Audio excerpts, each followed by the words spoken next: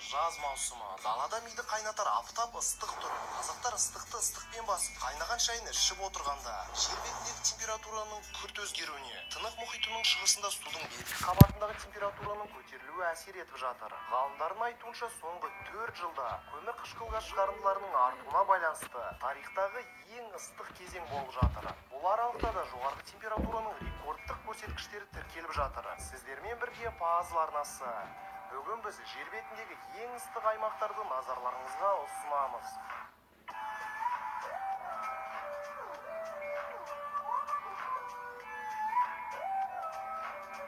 Бүгінгі видеомызда ашып отырған ол үшін отқа түссен де күймейтін біздің ыстық отанымыз. Соңғы жылдары біздің еліміз ең ыстық мекендердің тізіміне кіріп, өз орнын жыл сайын жоғарылатып келеді. Дәл қазір көрермендеріміздің көбі Қызылордадағы тіркелген 62 градус ыстық жайлы сенімді айтуы мүмкін. Бірақ біз оны растайтын бірдей сенімді дәлел таба алмадық. Әрине, ыстықтың отаны Қызылорда болмағанда басқа қандай қала болатын еді. Дегенмен, нағыз қара домалақ балалар туылатын оңтүстік Қазақстан облысы еліміздегі болған ең ыстық температура көрсеткішін орнатқан еді. Сарыағаш қаласындағы тіркелген плюс 53 градус еліміздегі болған ең ыстық көрсеткіш болып, оттай жанған ыстық елдердің тізімін ашып отыр. Алайда оңтүстігіміздегі ауылдарда ыстықтың рекордын аңдып және оны тіркеп жатқан жандар аз болса керек. Кім білер, мүмкін дәл сол ауылдардың біріндегі ыстық әлемдегі ең жоғарғы көрсеткіштердің бірін көрсеткен де шығар.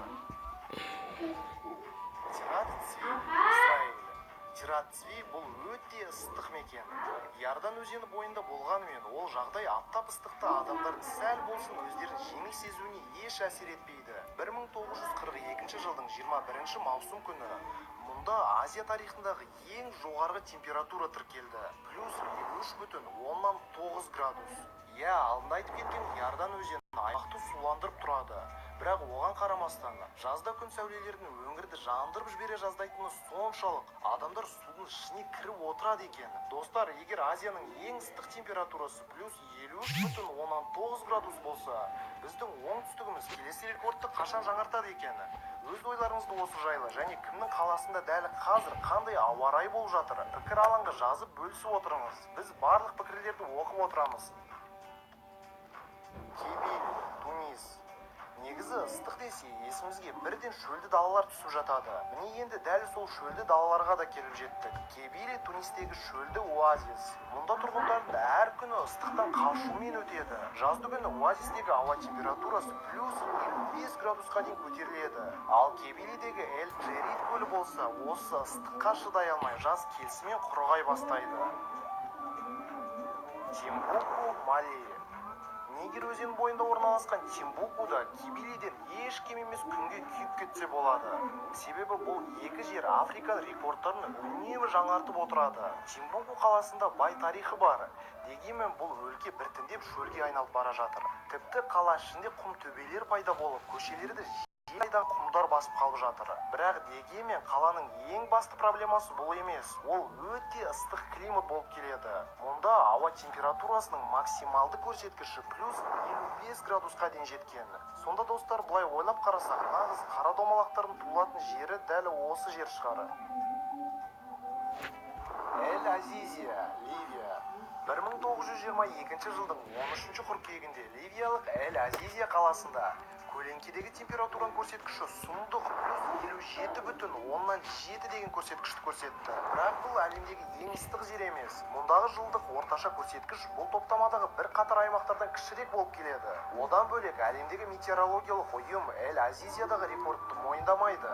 Себебі ондағы температураны өлшейтін құралдар тексеріс барысында дұрыс емес көрсеткіштерді көрсеткен. Дегенмен Эль-Азизия өз ыстық жазғы күндерімен әлі де ең ыстық мекендердің арасында ұзақ жылдар мен ғасырлар бойы болмақ.